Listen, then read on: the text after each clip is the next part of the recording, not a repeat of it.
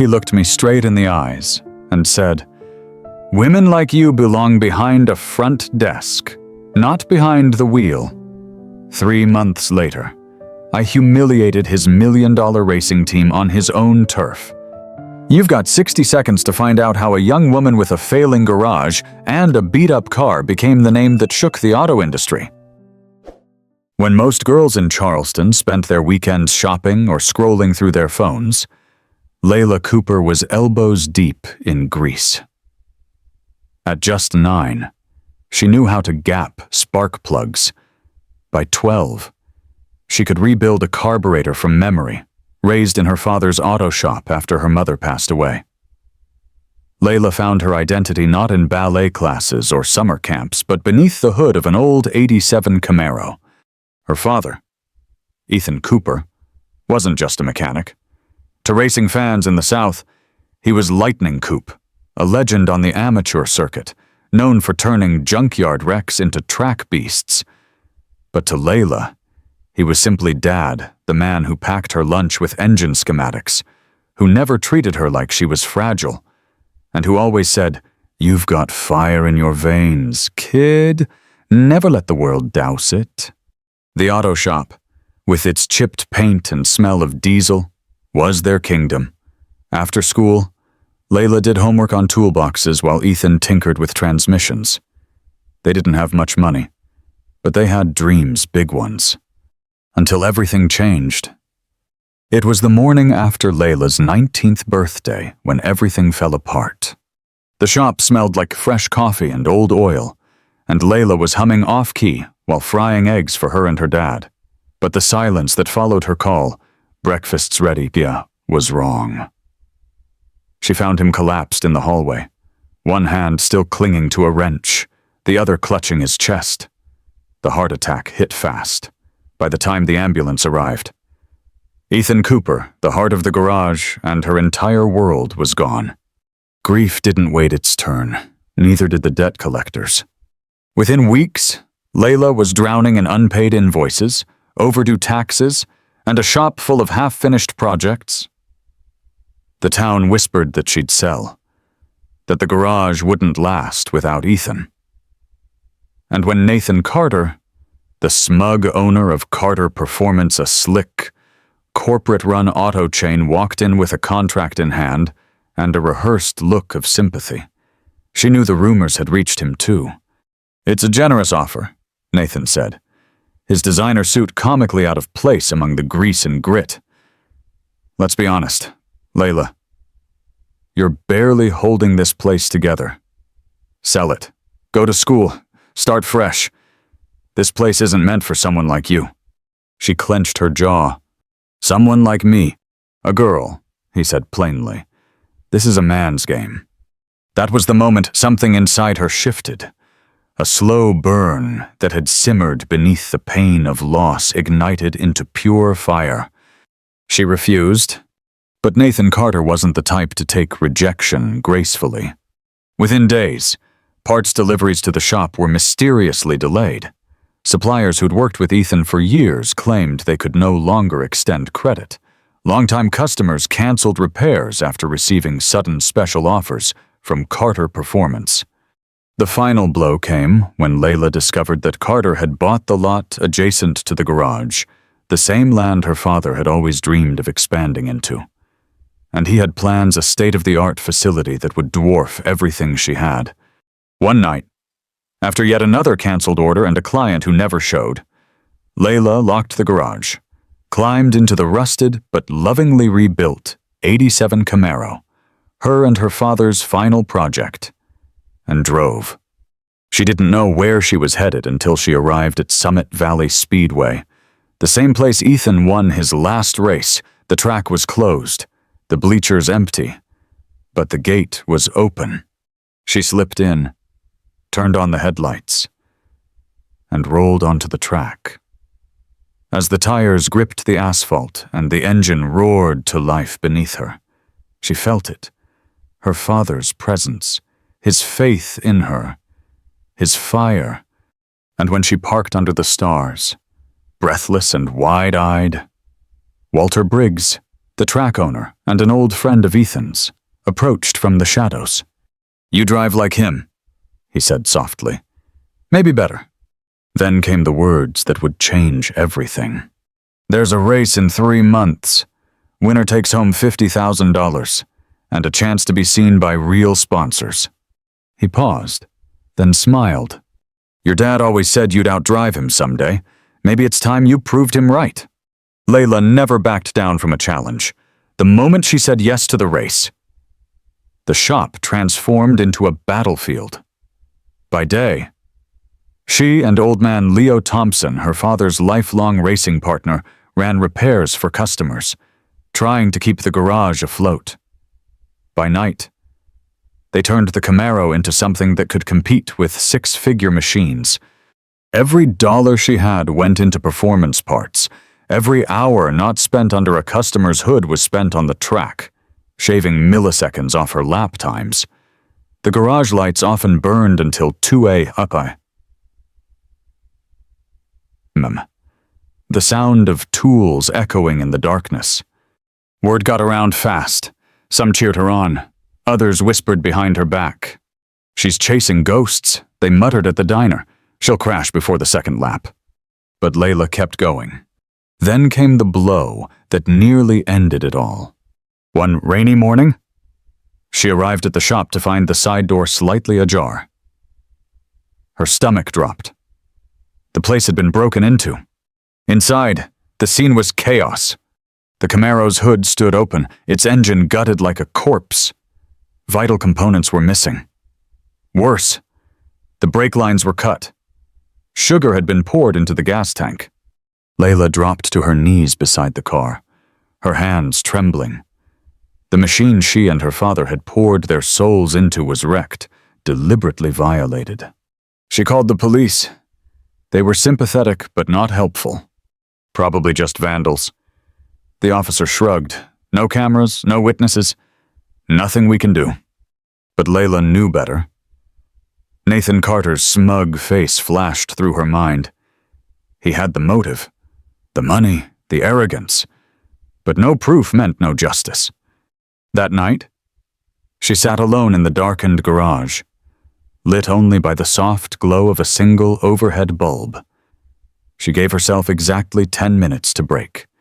10 minutes to cry, scream, punch the metal door, and curse the universe. Then she stood up, coffee in one hand, notebook in the other. She began listing every single person her father had ever helped, every loyal customer, every friend of the shop, every rival mechanic who'd ever respected Ethan Cooper's name. By morning, she was making calls, and the town answered. One by one, they came bearing tools, parts, even sandwiches and coffee. A retired machinist from 2 counties over offered to custom build the missing engine components. A parts supplier sent overnight shipments free of charge. Even one of Carter's own ex-employees, now disillusioned with his tactics, quietly slipped Layla specs on Carter's racing setup. For 7 straight days, the garage buzzed like a beehive. Layla worked until her arms went numb and her back screamed for mercy. She barely ate, barely slept, but slowly, miraculously, the Camaro came back to life. Stronger, meaner, smarter. 3 days before their race, she took it out for a test run under the floodlights at Summit Valley. Walter Briggs waited with a stopwatch when she screeched past the finish line. He checked the time and whistled. That, he said, would have won it last year. The Camaro was ready, or at least, that's what everyone said. But 2 nights before the race, as Layla sat alone in her father's office, surrounded by faded photos, old trophies, and the lingering smell of motor oil doubt began to creep in. She stared at a framed picture of Ethan, smiling beside a younger version of herself, both covered in grease, grinning proudly. That photo had always made her feel strong, but now it made her feel small. What if she couldn't pull it off? What if this whole race was just a desperate last stand, another girl trying to keep her father's ghost alive? Outside, the rain tapped the roof in an irregular rhythm. The garage was silent, heavy. Layla leaned back in his old chair. It creaked under her. Her eyes drifted to the one thing on the desk that had never moved, a small plaque with her dad's favorite quote, carved into cheap wood. The person who says it can't be done should not interrupt the person doing it. Her throat tightened. Then something inside her shifted, not the burst of bravado she usually relied on, but something quieter. A reckoning. She wasn't racing just for pride, not even just for the garage. She was racing to prove to herself and to every young girl with a wrench in her hand that she belonged. The next morning, she arrived at Summit Valley Speedway 3 hours early. The air was crisp, charged. Pit crews bustled around multi-million-dollar setups. Sponsor tents flapped in the breeze. Layla's pit, a folding table, a borrowed jack, and Leo pacing with a clipboard like a nervous father. Other drivers walked past, some polite, some smirking. Is that the girl who runs that tiny shop in Southtown? She rebuilt a car with junkyard parts. Cute. They didn't bother whispering. Nathan Carter made his entrance with full drama, 3 trailers, a uniformed team of 15, and a car that looked like it had been designed by NASA. His driver was a known name from the semi-pro circuits, already surrounded by cameras. And yet, Carter still found time to stroll by Layla's corner of the paddock. He smiled like a wolf. "Glad to see you showed up," he said. "You've got guts. I'll give you that. Shame it won't make your car any faster." Layla didn't rise to the bait. "Guts built this car," she said. "We'll see what Guts can do." He leaned in, voice lowering. You could still walk away. "Save face? No shame in admitting you're in over your head." She stared at him. "Deadpan? This is the last time I'll say it. I'm not leaving." Carter chuckled. "You've got spirit. Shame about the outcome."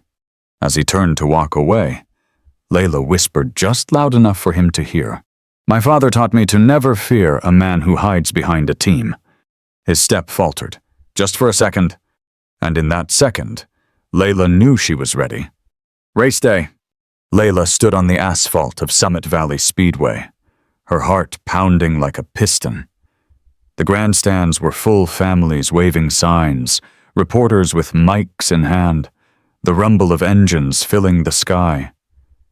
She felt like a dot in a sea of chrome and horsepower. She adjusted her gloves, trying to ignore the polished crews and million-dollar rigs that surrounded her.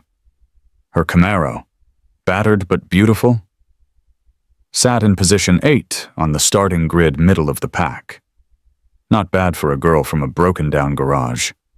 Nathan Carter's driver, a smug veteran named Chase Dalton, was second on the grid. His blue and silver machine gleamed like a spaceship. Layla could see Carter on the sidelines, arms crossed, sunglasses hiding his eyes. But she didn't need to see his face to know what he was thinking. She won't last 10 laps. She strapped in. Leo leaned into the window one last time, his voice steady. "Remember, you don't have to win. Just finish strong. Make them respect you." Layla nodded. The green flag dropped.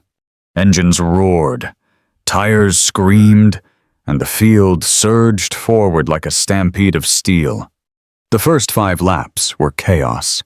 Drivers jostled for position, some too aggressive, others too cautious. Layla held her line tight. Steady, focused. She dropped to 10th, then climbed back to 7th, playing it smart. But by lap 15, a warning light flashed, oil pressure fluctuating. Her stomach tightened. Not now. She remembered the sabotage. What if something else had gone unnoticed? For a split second, doubt flickered. But then she steadied her grip, adjusted her cornering, and made a mental calculation. She couldn't push on the curves, but she could make up time on the straights. She adapted. By lap 30, she was holding 6th place. By 45th, the Camaro, wounded but defiant, responded like it had a will of its own, Every gear shift, every brake tap was a conversation with her father's ghost. Then came the break. With 7 laps left, 2 frontrunners clipped each other in a risky overtake. One spun out, the other limped forward.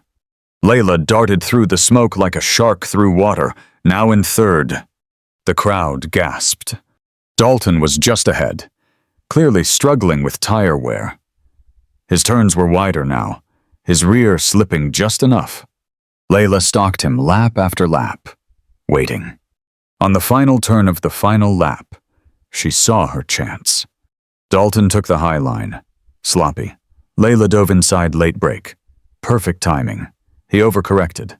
Tires squealing. The Camaro slipped past. She crossed the finish line in second place. It wasn't first, but it was enough. The crowd erupted. Cameras swarmed. Reporters shouted her name. And Nathan Carter. He stood frozen as Layla stepped out of her car, sweaty, exhausted, and smiling like someone who had nothing left to prove.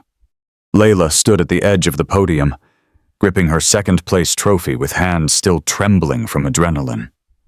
Flashbulbs popped. Reporters clamored for quotes. And the crowd. They weren't just cheering, they were chanting her name.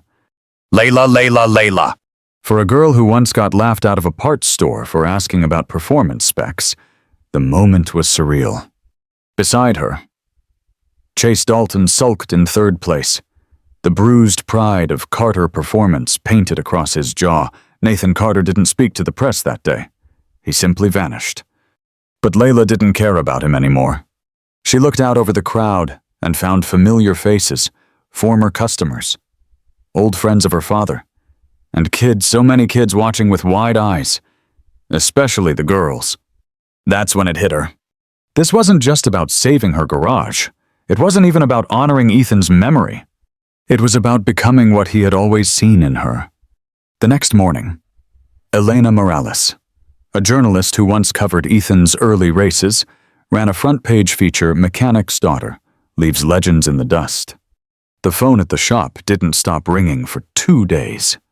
Appointments, sponsorship offers, emails from young women asking how they could learn to drive like her, and one unexpected visitor. Nathan Carter walked into her garage the following week, looking more rumpled than usual. No designer suit, no smirk. He stood across from her in the office where her father's photo still watched over everything. "I came to offer a deal," he said. "Drive for my team. Full contract. You'd be the face of the next campaign." Layla didn't laugh. She didn't scream. She just looked at him for a long time. Then she said, "No, but I'll offer you something," she continued, sliding a folder across the desk. "A partnership. A joint academy. Your resources. My legacy. And a school that teaches kids how to race, regardless of their gender or their background." Carter stared at the papers, stunned. Why, he finally asked. "Because it's bigger than me now," she said. "And because my father believed in building something that lasts." The Brooks Carter Racing Academy opened 6 months later on the lot next to her garage, the very land Carter once tried to use to shut her down. Their first class had 12 students. 5 were girls. Layla still raced, still fixed cars. But now she also taught, handing kids a wrench and a reason to believe. And every time she walked into the shop, she passed the old Camaro and smiled. It had carried her across the finish line, but more importantly, it had carried her into who she was meant to be. She was no longer just Ethan's daughter. She was Layla Cooper, mechanic, racer, mentor, and legend in the making. 6 months after the biggest race of her life, Layla found herself standing alone on the bleachers of Summit Valley Speedway, this time not in a racing suit, but in her favorite old hoodie, hands in her pockets, wind tugging at her hair. The track was empty, quiet, just like it had been that night after the sabotage, when she drove the Camaro through the dark, chasing something she couldn't yet name. Now she knew exactly what it was. Legacy. Beneath her, The newly paved training track of the Brooks Carter Racing Academy shimmered under the stadium lights. Cones were set. Engines were cooling. And somewhere down in the garage, one of her students, a scrappy 14-year-old named Maya, was still tinkering with a gear ratio Layla had shown her just hours ago. The academy had grown faster than she expected. Interest from across the state, scholarships, media coverage, and something even better, believers. People who once doubted her now sent their kids to learn from her. Mechanics, racers. Even Nathan Carter himself had slowly transformed from reluctant partner to respectful collaborator. They still butted heads, but now it was over gear setups, not sabotage. And the garage? It had never been busier. Customers booked weeks in advance. Local racers trusted Layla with their engines. Her father's tools were still where he left them only now. They were being used to build the future, not just fix the past. Every Saturday, she taught a class, not because she had to, but because she wanted to. Because the look on a young girl's face when an engine finally turned over for the first time, that look was worth more than any trophy. One evening, after closing, Leo handed her a small, wrapped box. "Found this behind the old cabinet," he said. Inside was a worn stopwatch. Ethan's stopwatch. Taped to the back was a note in his handwriting. "When she's ready, she'll know what to do with it." Tears welled up before she could stop them, but they weren't the tears of grief anymore. They were tears of knowing that her father was proud, that his dream hadn't just survived, it had evolved. She placed the stopwatch on her desk, beside a framed photo of them at the garage all those years ago. Then she walked downstairs, where Maya was still working late. "Need a hand?" Layla asked, grabbing a wrench. Maya lit up. "You're not too tired." Layla just smiled, never too tired to help someone chase the finish line. They knelt beside the engine together, the hum of potential filling the space between them. And as Layla handed Maya the right tool, she realized something. The greatest races aren't won with speed. They're won with belief. In yourself, in your roots, and in the people who rise because you did. Sometimes, the most important victories don't come with confetti or headlines. They come in silence when you stand your ground, when you refuse to let others define what you can or can't do. Layla Cooper didn't just win a race, she shattered a wall. A wall built from decades of bias, doubt, and silence. She proved that legacy isn't just what we inherit, it's what we choose to become. Her story reminds us that strength isn't loud. Sometimes, it's a girl with a wrench in her hand, a fire in her chest, and no one left in her corner, but she still shows up. And when she crosses that finish line, she doesn't just win for herself. She wins for everyone who's ever been underestimated. Have you ever felt like the world counted you out before you even began? Have you ever fought to prove you belonged just because of who you are? I want to hear your story. Drop a comment below and tell me what's one moment when you refused to give up, even when everything told you to. Your story might be the one that inspires someone else to keep going. And if Layla's journey meant something to you, share this video. Let's remind the world that underdogs don't just survive. They win.